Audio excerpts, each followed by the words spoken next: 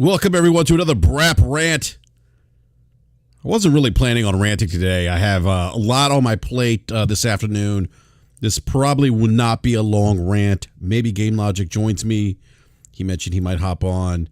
We were trying to get the one, the only David Jaffe on, but I don't think Jaffe's going to be able to make it today either. So it's me for right now, and this may be something that is discussed on Crossfire this night. I'm going to do my best to make it to Crossfire.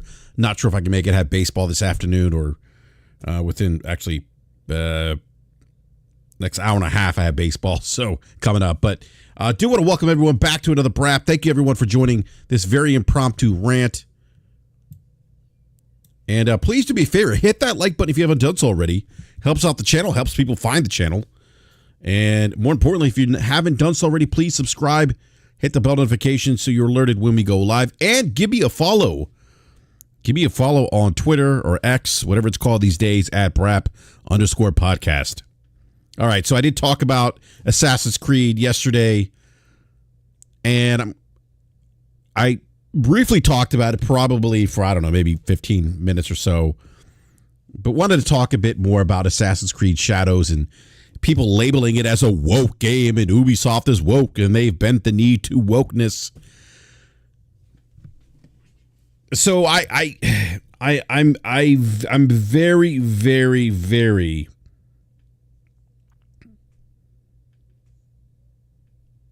Oh, actually, you know what? Let me get these super chats before I even start the show.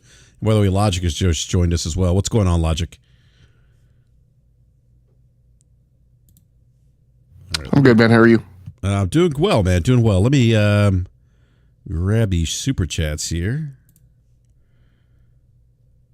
All right, your boy Roy with the $2 super chat says rant time. Thank you, your boy Roy. Appreciate the super chat. You got super chats already? Didn't you just start like 5 minutes ago? I did. I did. It's great. I'm like, who's Brad made angry in the first 5 minutes of the rant? Because usually super chats are people who are angry with us. Yeah, no. I haven't made anyone angry today. Not that I'm aware of. Maybe I did, but not that I'm aware of. Craig the Tech Guy with the $2 super chat says pre-order secured. It's a reference to Assassin's Creed Shadows. I believe Game Logic, you have secured your the collector's edition, if I'm not mistaken, correct? No, I didn't. No. I had it in the cart. I was on the app. I had it in the cart. Of course, it's like of course you asked me a question. Everything's going to have a long story. Since 2020, yeah, I have like hyper rigged my GameStop access. Right, actually, like all the storefronts, because I still have PTSD from trying to get these consoles, right? Mm-hmm. So now that there have been so many things that, like, as soon as they go available, they immediately sell out. Now I have all the apps rigged and all the stuff rigged so that I can like quickly jump in. I can jump in 2 or 3 different places, try buy something. So I was on GameStop. Of course, the stuff wasn't posted yesterday. I saw the trailer as soon as it dropped. Saw the narrative trailer right after it, went to GameStop, tried to get it. The stuff wasn't posted. It wasn't available. The listing was there. I checked in today, saw it, grabbed it, had it in my cart. I was about to hit checkout. And then I remembered all the horror stories that like you and other people have mentioned when like I ordered the Starfield Collector's Edition from Amazon, but all you guys ordered your Starfield Collector's Editions from GameStop. And the numbers of times, like I think you had this problem with like Starfield and like a Final Fantasy Collector's Edition or something. Yeah, Final Fantasy Collector's Edition. Final Fantasy 16, was it 16 or remake? Maybe it was 16. I think it was 16. I think it was 16. Yeah. Yeah, so just all the times that I've like heard the horror stories of like the game's live, people are playing it, and you guys are still waiting on your collector's editions. In fact, I want to say, like sometimes like you or other people I've seen, like you've ordered the collector's edition, it didn't show up on time, so then you still like go to like another storefront on another platform or something and buy like whatever the minimum is to get the 3-day early access. Mm-hmm. Like, so you wind up double dipping. So I was like, nah, I'm not doing that. Like literally, I think what I might do, because I want like the steel book and the figurines and stuff that come in the collector's edition. So I may double dip myself too. I may just do digital early access to guarantee that I can get in early, and then just buy the collector's edition, when it's on aftermarket. Because like the Starfield collector's edition, like it was still available like after the game launched. Like people got inventory, so I may try and go about it that way. Yeah, actually, I spoke to Forte. Actually, gave me a call this afternoon. And we were chatting for a bit, and I asked him about the pre-orders for the. I think it's what is it, like $270? It's not a cheap collector's edition. It's $280. Yeah, it's a GameStop exclusive. Well, I mean, look, it's an exclusive. Obviously, somebody who's going to participate in that anti-consumer behavior, and money hat, and like go down and nail down an exclusive like that, they're going to jack up the price because they're a monopoly, clearly. Yeah, it should be everywhere. It's criminal. Look, I asked Forte the question because of the price point and everything, and he said they had about 6 pre-orders so far. It sounded like that for that price point for that collector's edition, that was pretty good. And he was comparing it to like other pre-orders, but he said that there's definitely some interest in Assassin's Creed Shadows, the collector's edition, which is I suppose good to hear. So. But yeah, Logic, it's this game is, and I talked about this a little bit for about 15 minutes. Actually, I have some more super chats. I'm sorry. Otacon Oslet with the $2 super chat says, "Don't talk about beaches and you'll make it to X-Fire." What? Crossfire? Oh, don't talk about beaches and you'll make it to Crossfire. I'm not entirely sure what you mean by that, Otacon Oslet. Had you said something about like going to a beach house or something this summer? Oh, I said I can't wait to go to the beach. Maybe that's what he's referring to. Maybe that's what he's. Yeah, I don't know. What's up, Warwana? And actually, do me a favor, everyone. I'm gonna tweet the link out here. Not tweet the link. I'm gonna drop the link here in the live chat. Just please retweet the link. Let him know when we're live. I'll do the same as well. So yeah. So again, I talked about the anger over Assassin's Creed Shadows, particularly the protagonist Yasuke in this case. And it went on all day, and I have this thing, Logic, where when I start seeing people use things like, "Oh, that's DEI" or "that's woke," I often feel like those are shields for racists. That they're just using that to hide behind their racism. And so I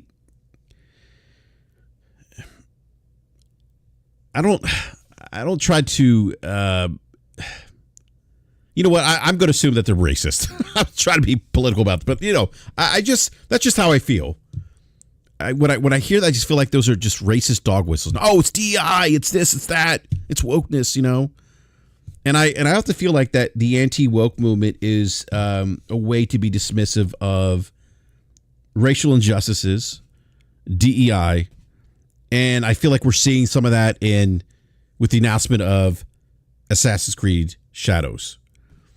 And it's not like, you read this too, Logic, but I've seen people say, "Oh, this is a video game that takes place in feudal Japan," yet Japanese aren't accurately represented in this game, or the protagonist isn't Japanese. That's not fair to the Japanese people. You're changing their culture. It's not accurate cultural representation. And I'm like, well, but there is a female protagonist who, in fact, is Japanese. We know that based on the trailer. But this character in particular actually lived in Japan and was very close to Oda Nobunaga. I always forget his name. It's Oda Nobunaga. Nobunaga, yeah. Yeah, who was actually the warlord who actually was able to bring, I believe, if I'm not mistaken, my history is correct here, he was able to unite Japan because at the time Japan was in constant war.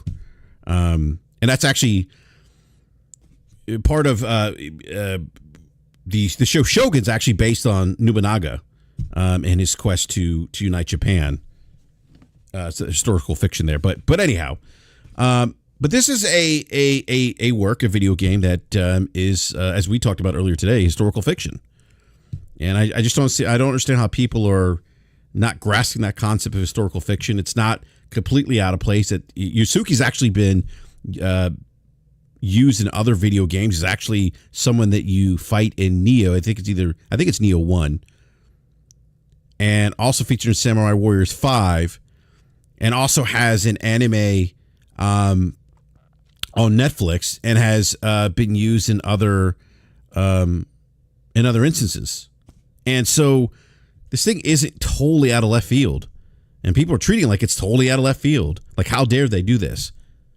So it's just, well, BRAP, it's because black people have been raising issues ever since the first Shogun came out, with the white person portrayed as a shogun, as a samurai. And same thing with Tom Cruise. We raised a big stink when Tom Cruise was in the samurai movie. Yeah, it's not accurate. Why did the white guy have to be in Shogun? Why did he get his own house? Why did he carry a katana and a short sword? Yeah, so apparently there's bad information going around. We got Yobo1245 in the chat. It's not online only, single player. You have to connect online to install the game to authenticate, which is not unusual in 2024 by any stretch of the imagination. Pay to win microtransactions, I don't know what those are. I mean, Assassin's Creed has had cosmetics that you can buy, but those cosmetics were never instrumental in completing the game. So again, I'm not sure. It seems like misinformation, disinformation. Yeah. So, and I'm not picking on your boy Roy here, but I've seen this. Your boy Roy in the live chat says, when a game revolved around a culture, I expect that culture to be represented. But the culture is represented here. And again, understand the historical context of that Yasuke was actually assimilated to Japanese culture. Well, and this is one of the things I want to go back, and sorry, I'm gonna pull the academic card here because I was a history poli-sci double major in undergrad.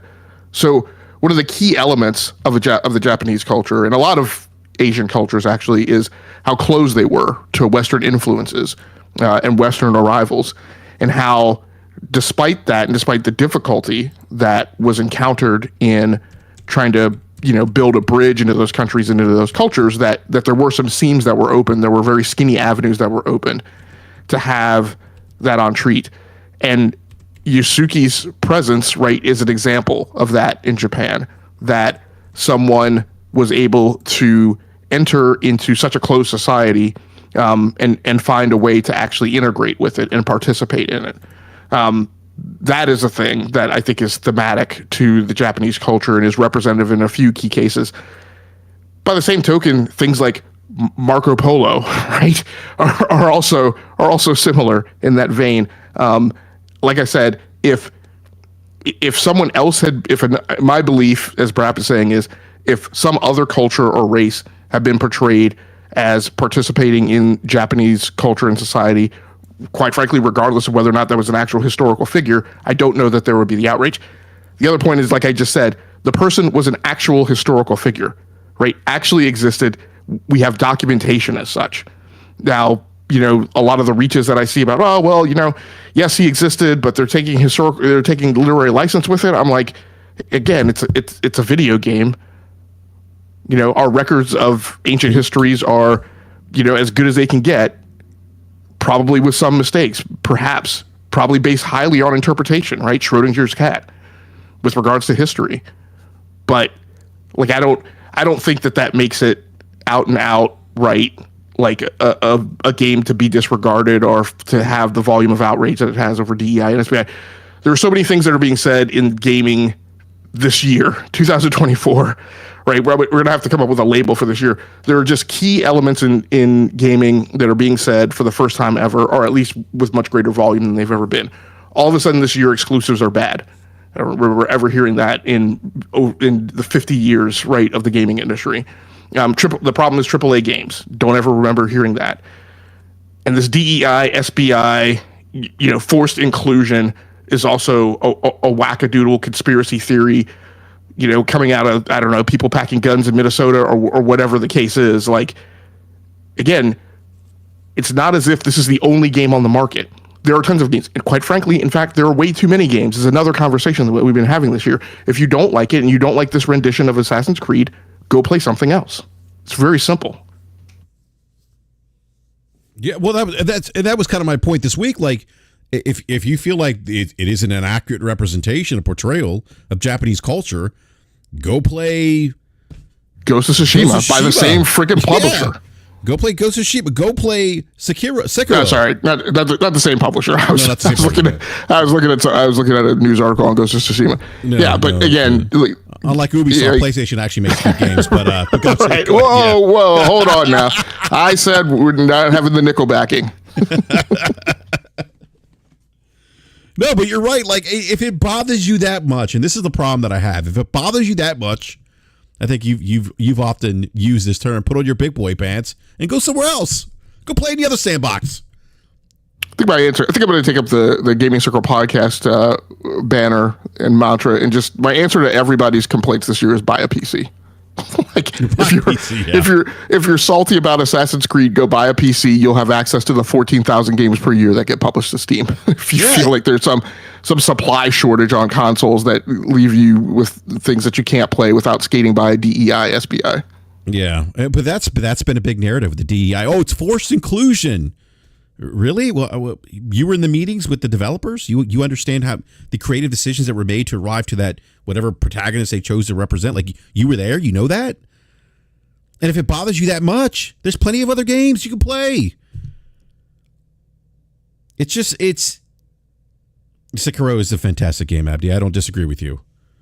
And unlike Ubisoft, From Software does make good games. That's my last slander against Ubisoft. But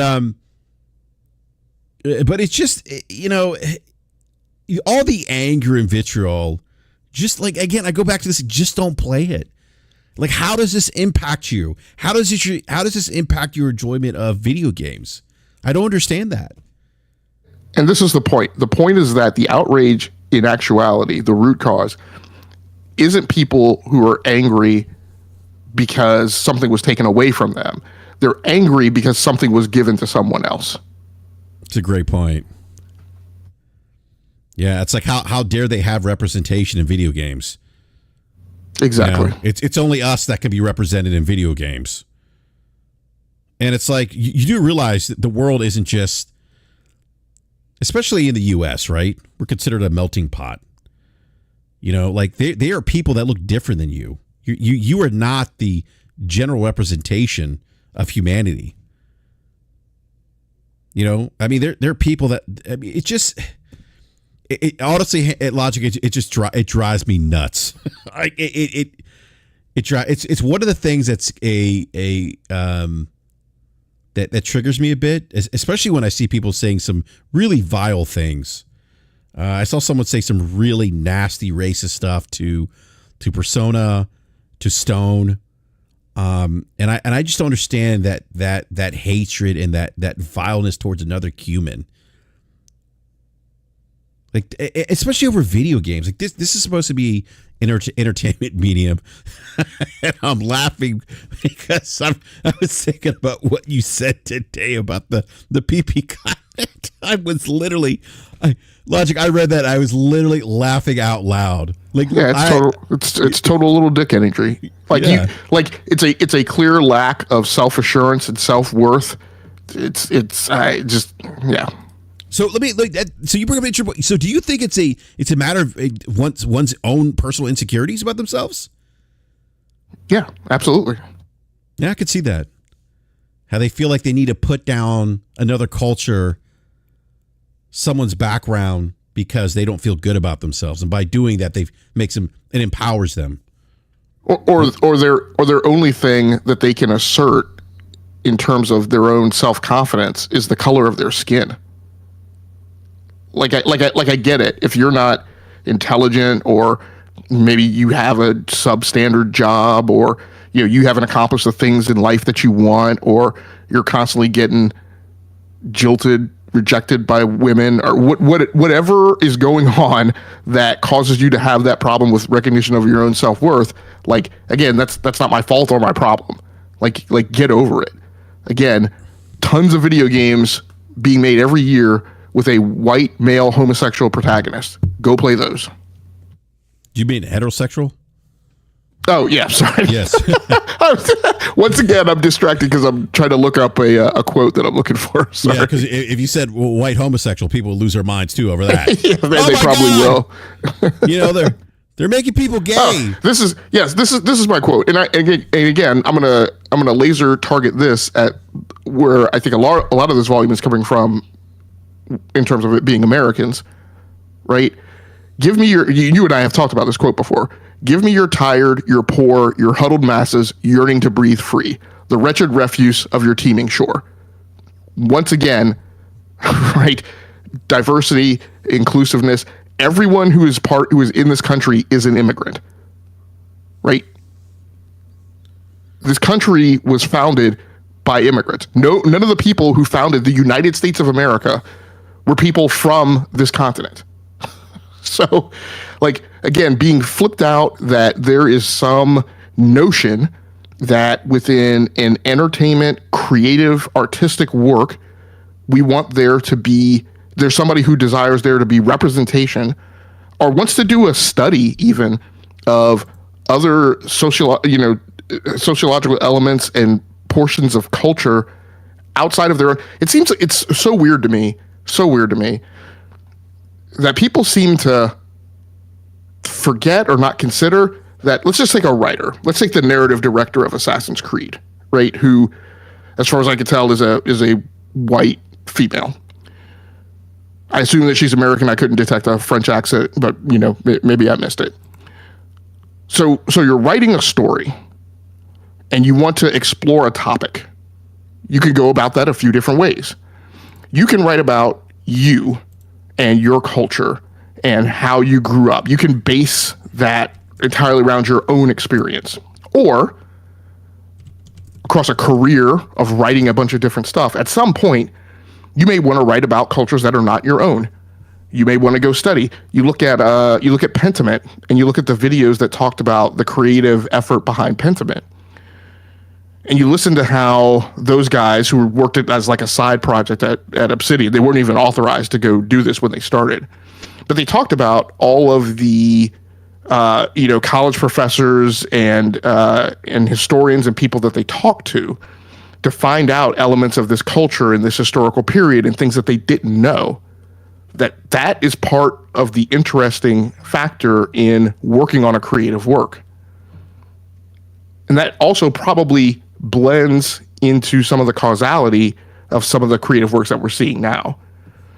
This is one of the things that I get kind of aggravated with is, and I get it, people are of different opinions, but you have creative works that take on a cultural aspect or a societal aspect that is new. You might call it avant-garde or something that hasn't really been dealt with before. We went through this when we've dealt with creative works about the Black experience in America. We dealt with the creative works about, Asians in America, Hispanics, transgender, different sexual identifications, all those types of things. And a lot of times people from those cultures get angry because they're like, well, the work didn't really deal with like my truth or my reality, right? The way it actually is or the way it's represented. And I'm like, well, yes, I understand that. I think that was a part of a thing. There was a I can't remember what it was, but there was like a crime television show on AMC that I watched a little bit of that was about took place like on a Indian reservation in the U.S. in the Midwest somewhere. But there were lots of discussions how the people in there aren't actually Navajo and this is actually representative of Navajo culture. And I'm like, okay, I get it. But at some point, at a somewhere on the timeline in the chronology of history, somebody has to make an attempt at this for the first time. And if that person's not the person from your culture, because of the way Hollywood is structured and the people who get opportunities, right? I get it. Like a Navajo, Indian did not get given the chance to bring this television series to the screen, right? But somebody from another culture decided that it was important enough to at least make the effort to try to. But in making that effort, they're probably going to make mistakes because there are things they don't know. And sometimes you just have to accept that and it has to happen in order for those things to take traction and eventually grow. So, I don't know. There's pieces of the outrage that I get, but the large swath of it I don't. Yeah, no, I really do believe a lot of it is fueled by racism. Yeah, it's just and not all of it, but I think a lot of it is, and I saw people arguing the historical accuracy of Yasuke, There's people. I saw people pulling up what Britannica, Encyclopedia Britannica has on Yasuke. I even I was kind of poking fun, but I tweeted something yesterday with the Smithsonian. They had Yasuke. They said he's in 16th century Japan. The title samurai spoke to the rank and was loosely defined as a warrior in the service of a lord or another warrior. By 1581, Nobunaga employed thousands of samurai. Yasuke was the first foreign-born warrior to enter their ranks. He belonged to the very small entourage around Nobunaga, which is probably around 30 to 50 warriors. And they said he was, they basically, the Smithsonian saying that he was in fact a samurai. And I said, I suppose the Smithsonian is woke, and it's part of the liberal agenda, and it's Biden's fault. But yeah,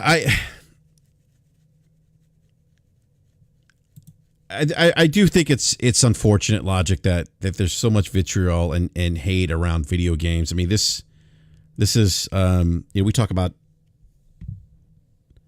historical works of fiction or historical fiction, and I'm wondering if people even understand what historical fiction is. Because to me, like when I think about Assassin's Creed Shadows, I would categorize it as a work of historical fiction. Well, I mean. What's hilarious about their explanation is they also don't understand it, right? The contention is that they dislike the literary license that's taken with actual historical events, but they don't actually know the actual history. Like we don't have outrage about Egypt under the Ptolemaic Empire, which were actually Greeks sitting on the throne in Egypt, but we don't get outraged about that. Mm-hmm. Yeah, that's a great point. I always feel like I need to read the definition of historical fiction, but I feel like it's gotten that bad, Logic. And this is another thing. Again, I talked about how I was a history and poli-sci double major in undergrad, and like there are certain works that like I go into the theater, right, from any of my backgrounds, and the same is probably true for other people, right? There's sometimes, there's been some things that I've done that I like go into a theater and I watch the movie and I'm like, yeah, that doesn't work like that, right? And for a certain part of my life, I like wasn't able to enjoy certain types of movies. But then there's another aspect of like, it's just a movie, which it's just a video game. Like unless you like, if it's Civilization and that game has a mission to actually convey certain elements of history, maybe, right? If you consider Civilization that way. Mm-hmm. It's like the Civilization franchise, started by Sid Meier, then maybe I can understand some of that. Like, and I can understand being a purist. I mean, it's not even just history, right? We have comic book purists too, who like get really violently upset, right? When something in a movie isn't exactly the same way that it is in the comics. And I'm kind of like at a certain point, like, again, we enjoy these things because they're made by creatives, and it's a weird thing where we assert and insist that somehow in our mind, and often I only believe that these are opinions rendered by people who've never actually participated or done a creative work of their own, and don't understand how, as a creative, you don't. I mean, the very ethos of it is that you don't want to be handcuffed. Right, that you want artistic freedom. Mm-hmm. So it's just so weird that people insist and assert that like there's a single right way to do a thing. Yeah, and I don't think, again, we haven't played the game yet, but just what I've seen so far of the game, the fact that this person was a historical figure has been historians have said that this individual Yasuke is the first black samurai in Japan. I see someone in the live chat saying he wasn't a samurai, but you have historians saying that he was. It doesn't seem like they're completely veering off the path here. I mean, obviously this is a historical work of fiction. There's going to be, there's going to be some, there's going to be parts of the game that kind of, weave fictional narratives around, historical events, when this game takes place. But, again, I mean, I think also when the game comes out, we could finally judge and see if Ubisoft knocked that out of the park with this game and incorporating some of those historical elements. But I think it's But again, I go back to this. And I think what you just said, Logic, it's just a video game. And there's so many other video games. I know I said this early in the show. There's just so many other video games. If it bothers you that much, play something else. I feel like people just get outraged just for the sake of getting outraged at least on Twitter. And it's like, it's all that wasted energy when there's clearly other things that you probably enjoy that you should be focusing on all that energy on those things that you do enjoy.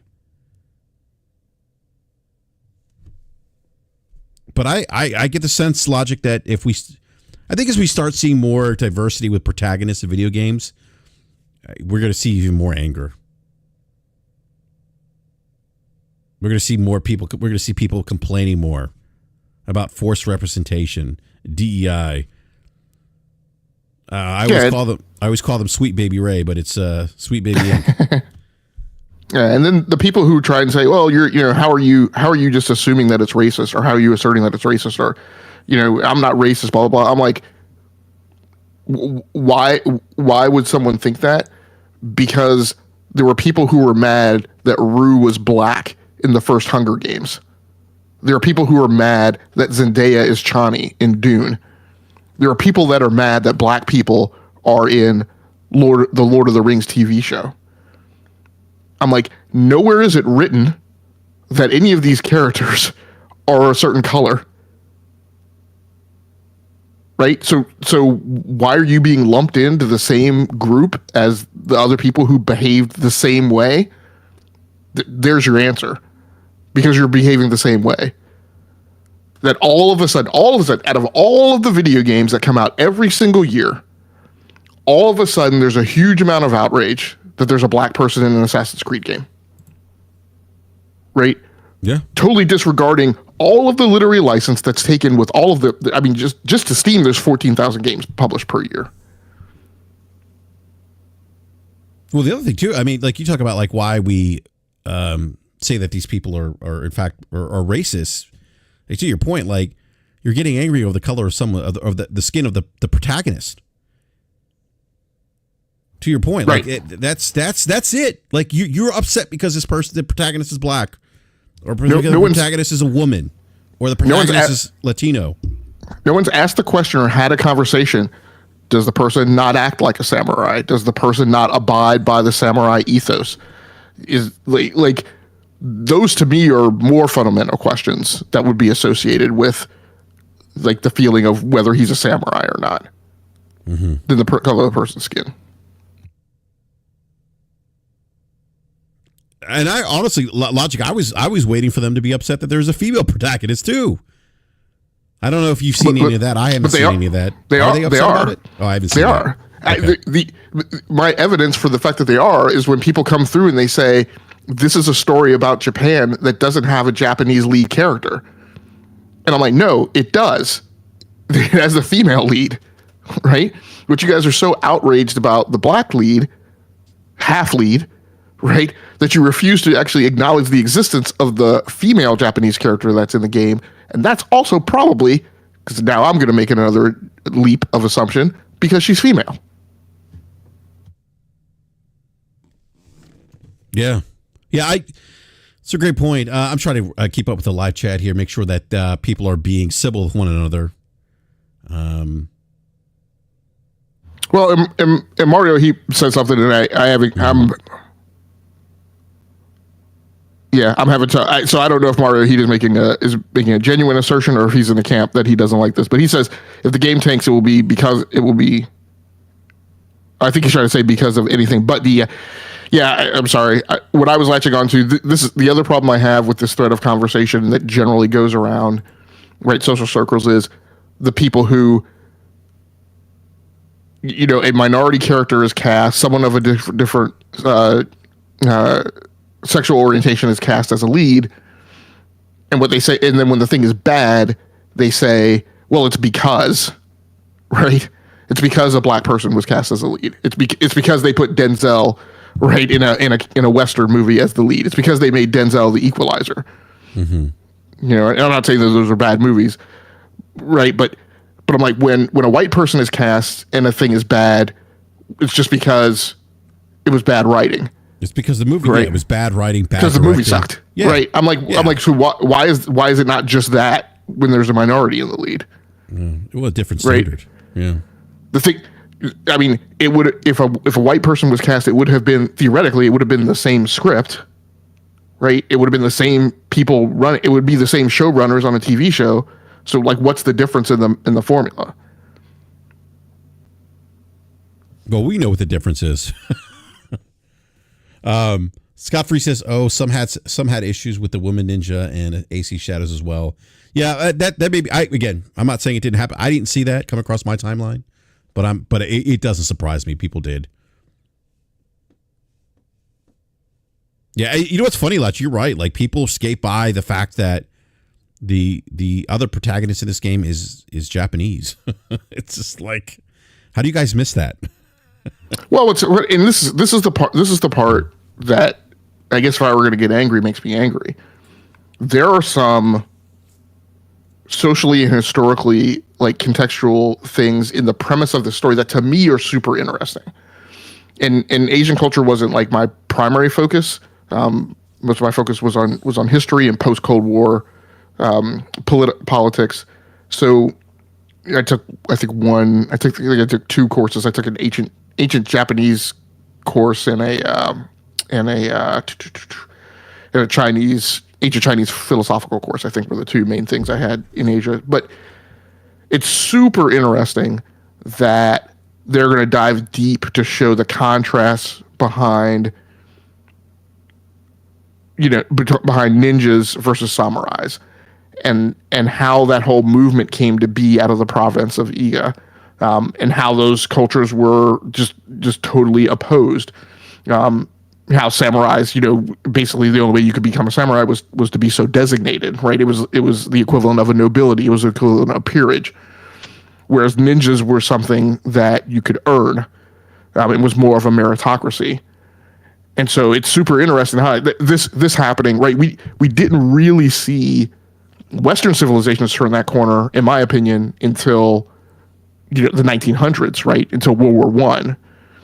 So it's super interesting to see. It will be super interesting to see that fabric kind of start to unfold in Japanese cultures. 400 years before then. So, and nobody's talking about that. So I don't know. That's kind of disappointing. That's a great point. Yeah. Yeah, people are having the wrong conversations with this game, clearly. Yeah, so Hoodrich 902 says, yeah, that would have been super interesting if the Assassin's Creed Shadows would have come out and it would have all been starring the Wu-Tang Clan. Oh, man, people would have lost their minds. The Shaolin and the Wu-Tang. Yeah, I mean, that's pretty funny. All right. Looks like I gotta say I think mostly the chat is pretty good. I did have some concerns about the chat coming because I was afraid we might get some people in here that might hijack the conversation and might get some of the more disgruntled individuals. Marquez says Wu-Tang Clan for the soundtrack would be lit. I don't disagree. Yeah, that would be dope. Yeah. Yeah, so Logic. Yeah, go ahead. I don't remember, and I wish I could. Maybe we need to ask EJ. Like, I can't remember. I guess, but just because the internet wasn't about that. Like, I don't remember like tons of outrage about The Last Dragon. I don't know. Not that I recall. I mean, I'm sure there was some, but like I just don't remember. Yeah, I don't remember it being like a super huge thing. Yeah. Yeah, I don't remember, to be honest with you. Yeah, but that's all I have, Logic, on this topic. I just wanted to talk about it because I frankly, again, I think it's a bit ridiculous, and I think it's stupid that people are just so outraged by this. Again, there are tons of other games you could play if you need quote unquote accurate representation. Go play those games. Yeah, the other really interesting thing to me is going to be, that again is more important than the conversation that's going on is, how is Ubisoft going to stick the landing on this? Right? Because we've pivoted to this new Ubisoft strategy, which I think is a good pivot, about recognizing that, hey, amongst the Assassin's Creed franchise, we, of our own fault, have bred and conditioned this split demographic of people who are fans of the franchise. We now have people who like the old Assassin's Creed, highly single player, more linear, that approach, versus the ones who like the new open world approach that's big. And we have all these problems about people saying, there's too many things in the game, there's too many icons on the map.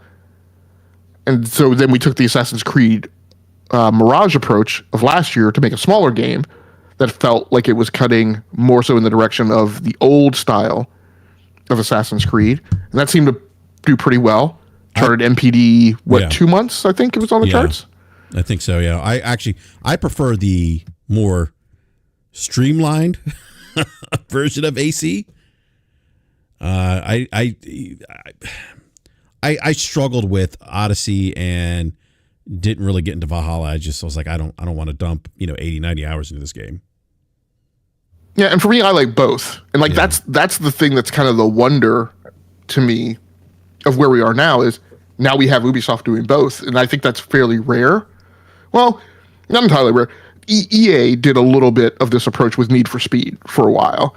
They spoke to it, but didn't necessarily execute that, for too many years. They spoke to, hey, Need for Speed has 3 or 4 like main product lines, right? We have the Underground line, right? We have the Most Wanted line. We have the Hot Pursuit line. And then we're going to have this line that harkens back to old Need for Speed that's like, about exotics and really super expensive cars and that kind of thing. And so for a while they talked about, hey, there's, this is going to kind of be like Call of Duty. We're going to have these different drum beats where each of these iterations come out in these product lines. And it seems like Ubisoft is doing a little bit like that too. But right now, this is our first opportunity to now see them go back to the open world formula, right, since Valhalla. Yeah. And now we're going to see whether or not that group of people who claimed that they like the open world, right, if they're really still around, or were those 3 iterations enough for them, and are they tired, right? Is the uptake going to be the same as like it was with Assassin's Creed Mirage, where we saw a lot of old fans come back? Yeah. So that's what's going to be interesting to me. Yeah, I think it's going to be interesting too, like how, like if you get like if it's going to be a situation where you, depending on the mission or scenario, like depending on like that's going to dictate which character you play as, which protagonist. I wonder if that's going to be the case, or if they're going to allow you to, I don't know, I guess choose which protagonist you want to play with, or like I'm just curious to see how that's going to work out. I would prefer something like, and I think I mentioned this to you before, and it's not a Final Fantasy VII Rebirth is a bit different. I mean, because you play mostly as Cloud, but there are instances in that game where you don't play as Cloud. You have to play as Barret, Aerith, and I forget the cat's name in the game. And so it forces you to play different characters, which I didn't like at first, but I'm like, I'm like, oh, okay, that makes sense, because now I know how to use these different characters. I'm using different move sets. I'd like to see something like that where you get to play the different characters based on a particular mission type. If one, like I could see a scenario where you're playing in a mission that requires stealth, and then you're playing as a female protagonist. You're playing a mission where you have to go in and basically wreck shop. I would imagine you play as Yasuke the Samurai in that case. That's kind of what I'm just curious to see if they execute the game in that way. That would be my preference, but we'll see. Yeah, I'm gonna. So there are options, right? Which way they go. I mean, we talked yesterday that it could be like a Spider-Man 2 kind of thing, where you have certain missions where you have to be a certain character, but until those like milestone missions come up, right, you're free to like swap back and forth between them. Particularly that this is going to be open world, so there should be moments right in the campaign where you have the freedom to just go do whatever you want. In which case, theoretically that design would allow you to swap back and forth. We have the one, like you said, I think. I guess the other option would be like the Resident Evil approach, right? Where it's 2 distinct campaigns and you pick one, you pick which one you're going to do. And I actually feel like that's the safest one, which would skate it a little bit towards a little bit kind of like Odyssey, right, where you picked at the beginning. Yeah, and then you pick between the male or female protagonist. Yeah, and then you were that one character like all the way through. So it'll be interesting. Yeah, I'm looking at. So, Hellstorm, Hellstorm, are you having an issue with Yasuke as a protagonist in this game? I'm just reading some of your. I'm just trying to understand kind of your perspective here, because I saw you say something like we need to protect history, so that we don't repeat the same mistakes, and I'm trying to like tie that into a video game. I'm not sure how that ties into a video game. Well, he probably means Nobunaga making Yasuke a samurai was a mistake, and so we don't want this portrayal that it's a positive thing that he recognized somebody from another culture. In the future, we should hope if there's any class, any caste of the human race like samurai, that they only designate their own people. I mean, yeah, that's. I'm trying to catch up here in the live chat. Somebody in the live chat asked why, out of all the famous samurais, why do they pick Yasuke? Because they wanted to? I mean, why don't you ask Ubisoft? Those questions are so trivial to me. Like, because they want, in my mind, logic, I'm like, because they wanted to. So who cares? I guess maybe because it's an interesting story, maybe? I don't know. Yeah. I mean, I find it interesting. Let me see here. I'm trying to figure out what Hellstrom is trying to say here in the chat. I'm just curious to get his, because I think he's got a different perspective than many in the live chat do than we do. So I'm just trying to get a better understanding of where he's coming from.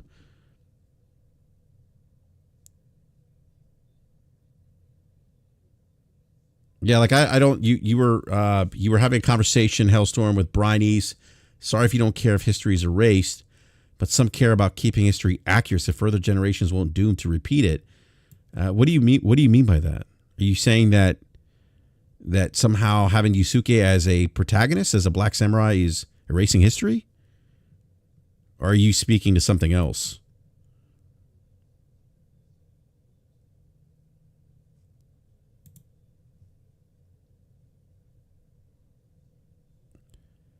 Oh, so Hellstrom's saying they did it because of a focus group said certain people won't play unless it has a certain race in it.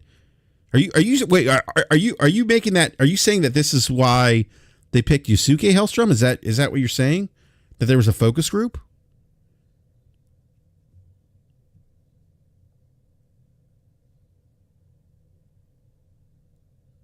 Because that's a whopper of a conspiracy. Well, the other thing is if you. And I'm not even sure, like I would have to understand more why that's a problem. And what I mean by that is I know people have knee-jerk reactions to the term focus group. But just to make it clear, if you think that the games that you've been playing have not had input from psychologists, sociologists, or other types of scientists outside of just game developers, that has been the case for years. Most big studios have professional psychologists on retainer. And one of the things that those psychologists are supposed to help them to do is help them figure out what design elements and hooks in a game will make players keep playing. Things that appeal to addictive personalities. That has been going on since before 2000. So again, if you think that there haven't been outside influences and factors outside of what you might normally think is the veil of game development, that is not the case. Yeah. I'm reading the chat here. I'm waiting for Hellstrom to reply. I don't know if he's going to reply. My guess is he probably won't. I'm just trying to get an understanding of your perspective, your Hellstrom. That's all. But no, I'm fascinated by the story. I mean, this is someone who clearly Nobunaga took liking to him. I mean, if you watch the narrative trailer, right, one of the reasons they said they went this route was because Yasuke is in his own narrative discovering Japan. Like it's a view of the country through a character's eyes who doesn't view what's going on in the country as just the natural way of things that he's learning, and that viewing things through that character's eyes when you yourself are also learning about the culture, right, may be a path that gives you more empathy towards that character. So that's the causality that they gave for going that route. I don't know if that's true, but it sounds super interesting to me. It does sound interesting. Yeah. And it also isn't entirely unusual. How many creative works do we have? Movies and books and other things that are the man out of time, the person who is displaced into a foreign culture, the person who is seeing things that everyone around them treats as natural, but to them is very unusual. That is the premise for the vast majority of fictional creative works that we have. Well, I mean, so it's really not that unusual. Yeah, you go back to the show Shogun. I mean, right. that was like his. I forget the character's name. He was what was his name in the show now? I'm forgetting, but he was the pirate who was captured and then became a vassal, almost a vassal, and given a house by and I forget he wasn't the Shogun, but the warlord. I forget his name. In Shogun, but that was his, that you got that perspective through his, you got his perspective in trying to assimilate or learn a different culture. And there were things that he was like, that he didn't understand and disagreed with, and pleaded with his, real name is William Blake. Thank you, Brian. And he pleaded with his love interest in that show. Like, well, why are you sacrificing your life for these things? It's trivial. Like, live your life. Why? He couldn't understand the culture he didn't understand what he thought was what he thought was blind loyalty. So I don't want to talk too much about Toranaga. Yeah, thank you, Brian. It was Toranaga. That's who the warlord who William Blake was serving in the show Shogun. But I mean, that's the premise of Shogun. That's the premise of Marco Polo. That's the premise of John Carter, which was the spawn of like most fictional works that we are aware of today. It's this whole notion of a person displaced out of what is the norm for them. It's the premise behind tons of Marvel characters, right? Yeah.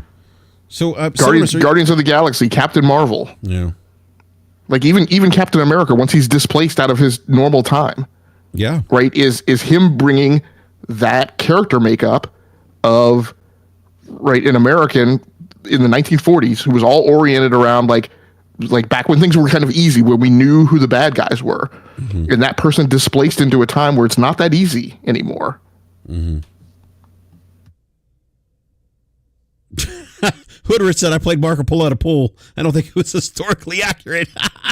Yeah, we're not talking about the game you played as a childhood, Rich. I'm talking about the Netflix series. Yeah, that's pretty funny. That is hilarious. But oh my goodness. All right. On that note, I do need to wrap up this rant, Logic. I actually have baseball to go to. Do you have any other closing thoughts before we wrap up the show, Logic? No, man. Play video games, not political issues. Just participate in the culture, and the elements of the culture that you don't like, just go play something else. Yeah, thank you for saying that. To go play, it's not that hard. We have so many games. There's so many games to play. Go play that. Go play something else. I tell you, man, I can't wait till we get a Latino protagonist, man. I will be there for that. But anyhow, look, I want to thank everyone for hanging out with us in the live chat. I did have to make Mary Wilcox a mod because we lost our mod, and thank you, Mary, for being a mod today. And for Ryan Landis is here now. What's up, Ryan? And, Ryan, by the way, the initiative's website is back up. Well, apparently, from what I'm hearing, is that we're going to see Perfect Dark at the Summer Showcase. So we should. The trailer was shown in 2020. Yeah. I made a comment on Twitter today that I said it's very interesting that you can actually put a game out at Xbox and be subject to either praise or negative feedback for your game, either of which can be the cause of you being shuttered. So I think the key to being successful at Xbox is we had all these developers who were saying, I don't know what I need to do to be successful here. Well, clearly what you need to do to be successful is don't put a game out. Because if you're at the initiative, apparently you get a pass for working on a game for 6 years and having nothing to show. Yeah, well, that's funny. But yeah, Playground Studios is safe as long as they don't put out Fable. My gosh. Oh my goodness. Well, yeah, that's apparently we're supposed to see Perfect Dark at the summer showcase, and I hope we do, because it's one of the games I'm looking forward to. It's one of those games. I remember picking Perfect Dark Zero up at the launch of the 360, and it was Rare was behind Perfect Dark. Now it's under the initiative, so we'll see. We'll see how. Oh my God, Hellstorm! I wish I didn't have to end the show, but I'd love to pick your brain a little bit more. But yeah. Anyhow, all right. I do need to wrap up the show. Like I said, I have to go to a baseball game. And Logic, thank you again for joining. Appreciate the time as always. And big shout out to Gaming Forte. He picked up a 4090. If you saw that tweet, Game Logic. Oh, did he really? Yeah. Yeah, he tweeted it out. He's gonna get tons of flack for all the mess that he gave Slow-Mo and me about buying multiple video cards. Well, that's why he called me this afternoon to tell me he was getting a 4090. He's really excited. I'm happy for him. He's really excited. But I said, hey, are you going to talk about this on DPS tonight? And he said, absolutely. So that's going to be a fun conversation between him and Slow-Mo. Yeah, I want to talk to him just to hear what his thought process was behind getting a 40. Because, I mean, faced with the same option at the end of last year, I said, I'm still seeing 12-volt high power burnouts. I'm still seeing it reported as a valid issue. I'm not doing it. And so I went with a 4080 at the time just to avoid that. So, yeah, it'd be interesting to see why he felt it was safe. Yeah, I'll let him. He actually... He did tell me why he decided to go with the 4090, but he'll talk about that on DPS. I'll let him talk about that on his show. I see it. That's amazing. I just refreshed Twitter, and just as now that you're talking about it, like his tweet literally came up at the top. I love performance too much. Elon is listening. Oh, you're discussing Forte. Let me put this up on your top of your feed. Yeah, he's got it right there. The 4090. So. Yeah, he'll probably upgrade to a 50 series card, but he'll explain the whole the reason why he bought the 4090. He'll talk about that on DPS tonight. He went with an MSI. He's a man of culture. Oh, did he? Oh, yeah, he did go with MSI. See that? Okay. Yeah, I too have seen the light after I had MSI in the corner for many years. He's actually up. He's gonna. He's also going to upgrade his power supply. I think he's got a 750 watt power supply. He's going to upgrade it to 1,000 watt power supply. Yeah, he definitely needs to. Yeah. So, but all right, everyone, thank you so much for hanging out with us this afternoon. Appreciate the time as always. As Logic said, look, go play video games. Have fun doing so. That's what it's all about. And I may be doing a BRAP rant with Falky, David Faulkner. I think Falky's going to join us on Saturday. I'm just trying to work out the time and everything. Falky wants to come on. He was supposed to come on Wednesday. Then I had to postpone Wednesday night show, and he had something work come up. But he does want to come on. He does want to come on Saturday to discuss the PlayStation and Square Enix financials. So I should have an update. Post that on Twitter, and again, just trying to figure out the time on Saturday. So keep an eye out for that. But thank you again, everyone. Logic. Always a pleasure, sir. If you want to be found, I don't know if you do, let everyone know they can find you.